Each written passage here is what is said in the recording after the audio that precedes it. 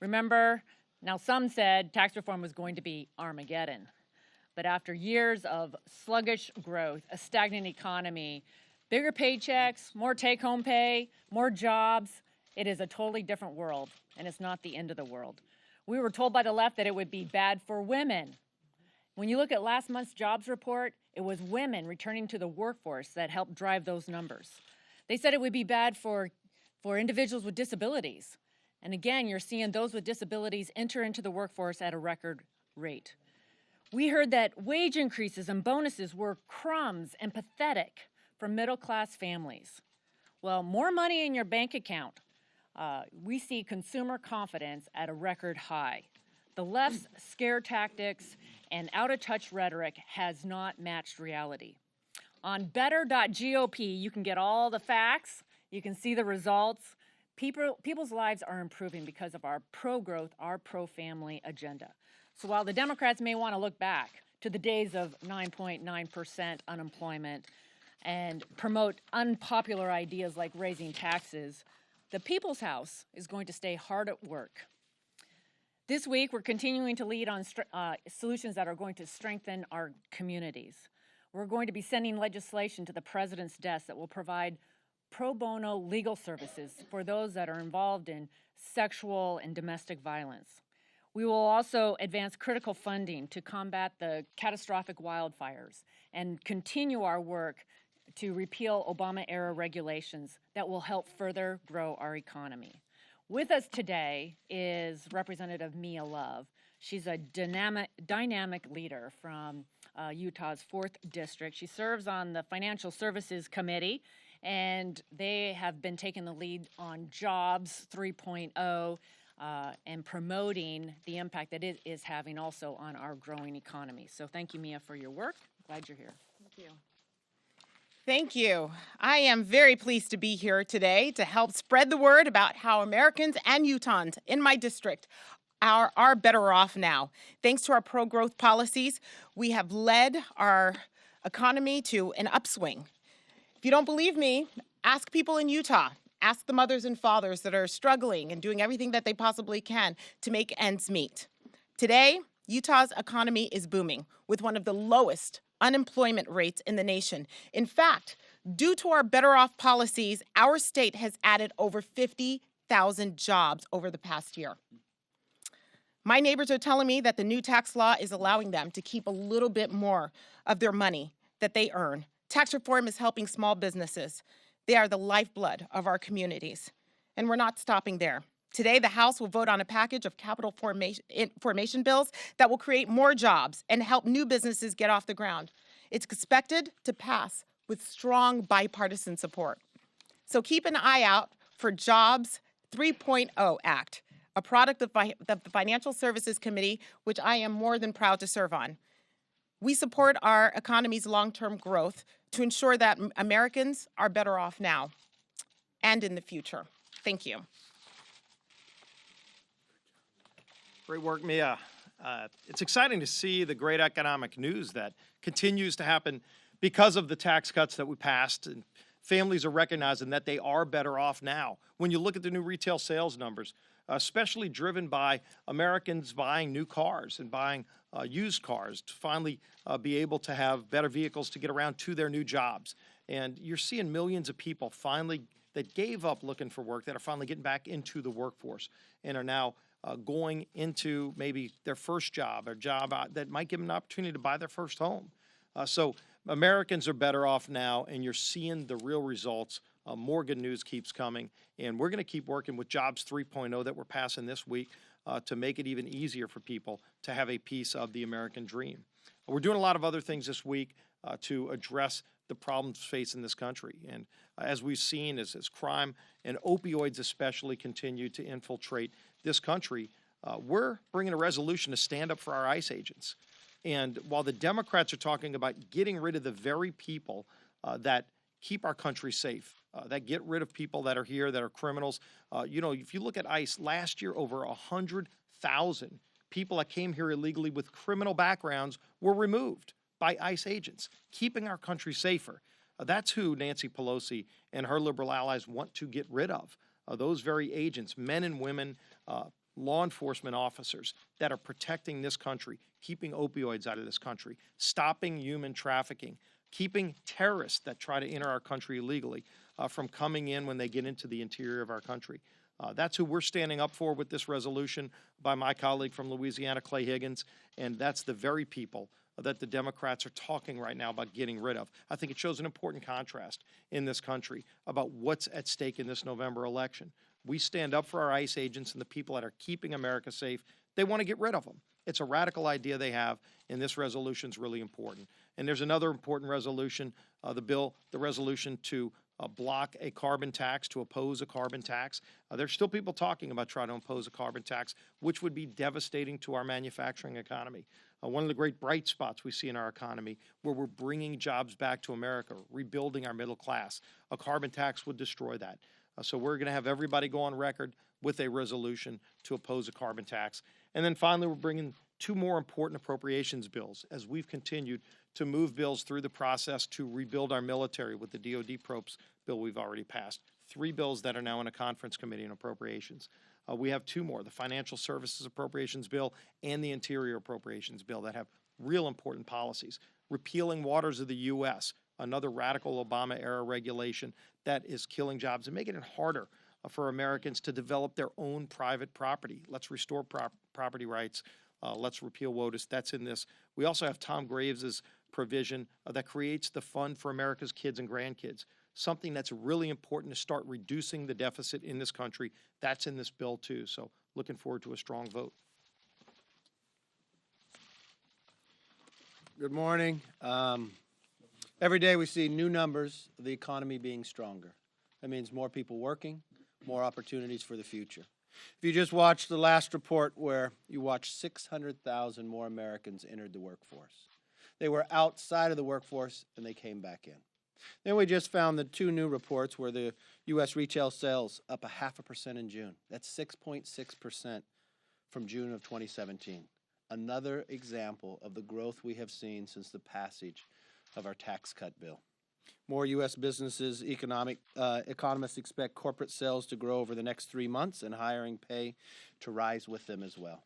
The paychecks are rising. You'll be able to take more home, more than 1 million new jobs, unemployment at one of the lowest levels. This is an economy we want to continue to build on. That's why when you look to the floor, Jobs 3.0, I was one of the authors of 1.0 in 2012.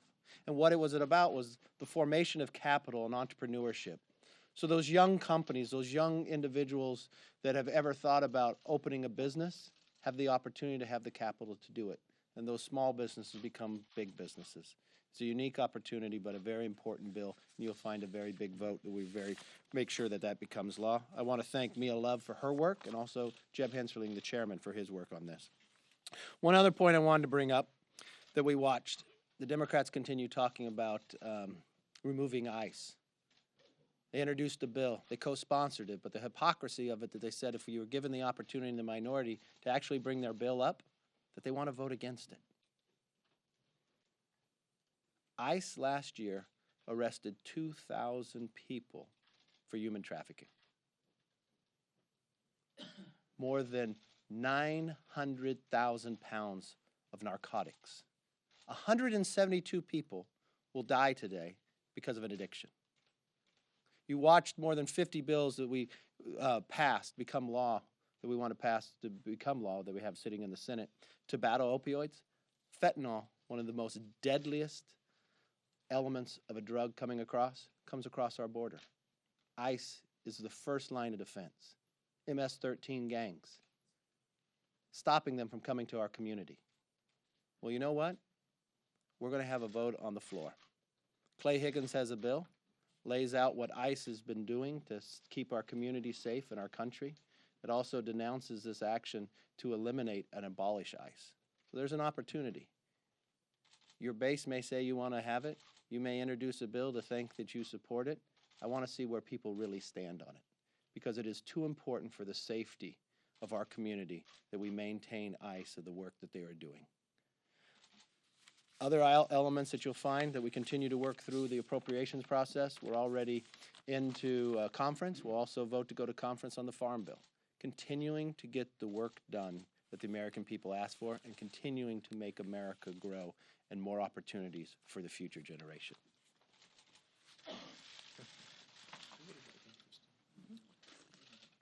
Morning. I recently had the chance to visit a couple manufacturers up in Minneapolis, St. Paul. And the story there is very similar to what we are seeing all around the country. More people are finding work. Companies are expanding. Confidence is surging. Our policies have helped create this climate. This is a climate of growth. The American people are better off now, and we need to keep it going. This week, we'll consider legislation to make it easier for small companies to access the capital markets. It's a key source of financing. This is where most new jobs come from, new companies. It will cut down on regulations that are holding back small businesses and startups. It's the third piece in a line of critical bipartisan bills aimed at creating jobs, unlocking innovation, and driving growth. This will help us sustain the positive growth that we are already seeing. And this all gets us back to creating an environment where entrepreneurs can succeed and workers can get ahead. I want to commend Chairman Jeb Hensling, and I want to commend Mia Love from the Financial Services Committee for their efforts in bringing this really critical bipartisan legislation to the floor. One thing I heard about in the Twin Cities is the need for more workers, and especially workers with the right skills.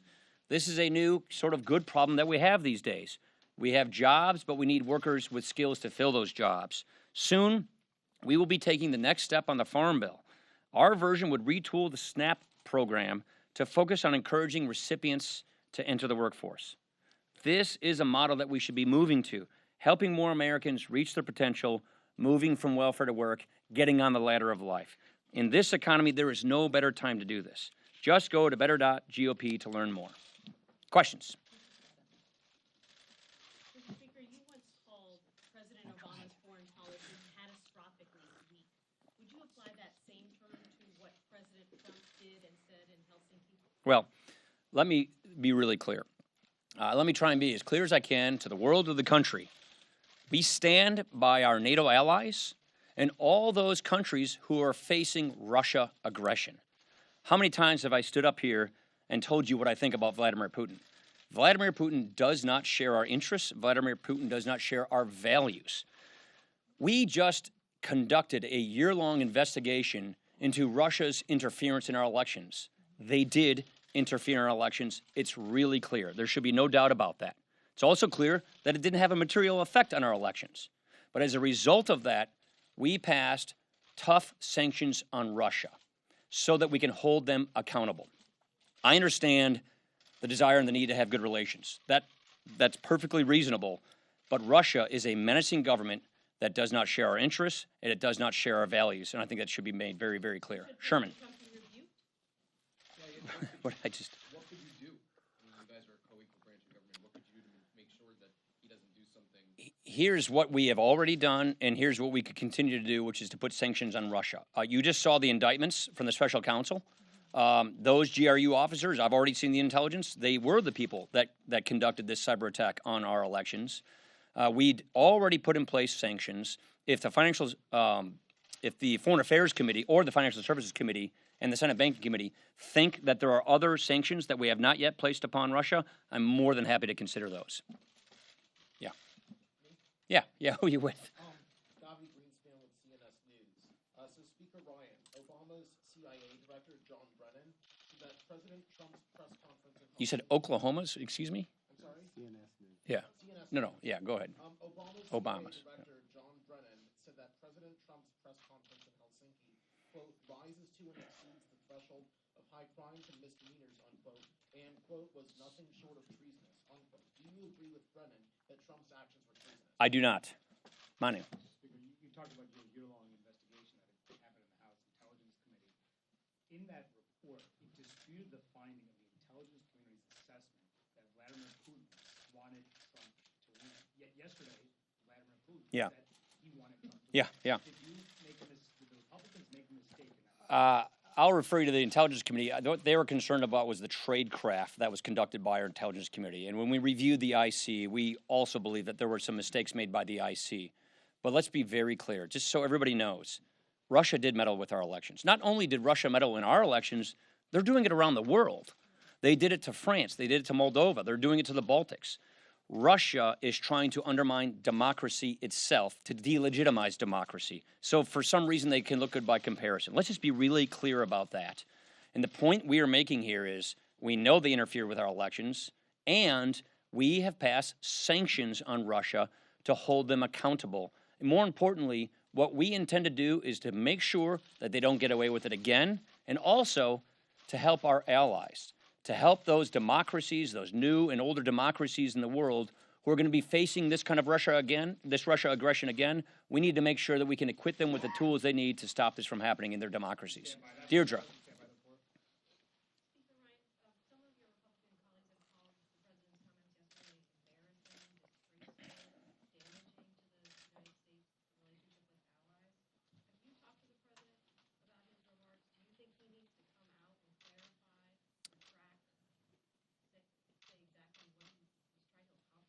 I have not spoken to him. I put out a statement yesterday within minutes after that press conference, and I think that statement speaks for itself. Speaker Ryan, in light of the new indictments on Friday and the president's comments yesterday, does any of that change your view about perhaps Congress doing something to protect Special Counsel Mueller so he can continue his work, or encouraging some of your colleagues to back off their attacks on the Department of Justice? Well, look, we've had compliance issues with the Department of Justice. That just goes to the legislative branch conducting oversight of the executive branch. Those compliance issues, unfortunately, I had to get involved. It shouldn't have to take a speaker to get involved in that, but they are now coming to compliance, and we're trying to close out those items. So that's an important point, which is they were not complying with our subpoenas, and we're now making sure that they do comply with our subpoenas. On the Mueller issue, I've been clear from day one. He should be allowed to finish his investigation and carry out his work. Nothing's changed. Thank you very much. Appreciate it.